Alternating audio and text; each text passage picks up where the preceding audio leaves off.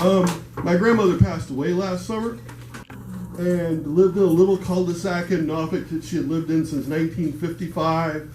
And she saw neighbors come and go and stuff like that. And the guy across the street was like the son of someone that had lived in another part of the neighborhood for years. And so she always knew Rob. And then one day Rob moved away. About 6 months later, someone else moved into that house. And that brought her disdain because my grandmother was kind of slow to accept change. So this is about Rob's house. The new guy across the street already had a strike against him in my grandmother's eyes. He moved into a house that had been occupied by a family friend for at least 10 years. I was the first to see him and his wife and their kid unload the car. Had they come from very far away?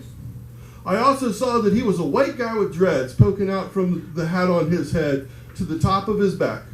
When my grandmother finally saw her, she couldn't close her jaw either to gape or with ideas about propriety to propagate, or to try to anyways. When he loosened his cap and it turned out the hair was lower than his ass, my grandmother had finally made a passing gesture to talk to them over the fence, feel them out. That didn't lead to much, but lately she didn't take well to such diversity. Which was weird to me that it would be that way, because back in the day, she was the best at maintaining the family open-mindedness, but now she can only kind of stand and stare, and even sometimes cast a disapproving glare at this white guy with dreadlocked hair, while he simply lives his life. To me, they're quiet, they take care of their house and yard, so I'm not looking very hard at anything else they've got going on.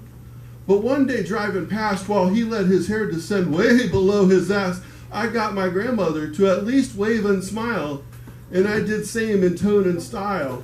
And he did look up from his raking. But seriously, dude, you gotta give me something here. You can't respond with a gesture to her gesture with a sneer. But I wonder what made him not okay from our hello, and he turns away. And I thought maybe she had already poisoned the well from the day that those folks started to dwell in Rob's house.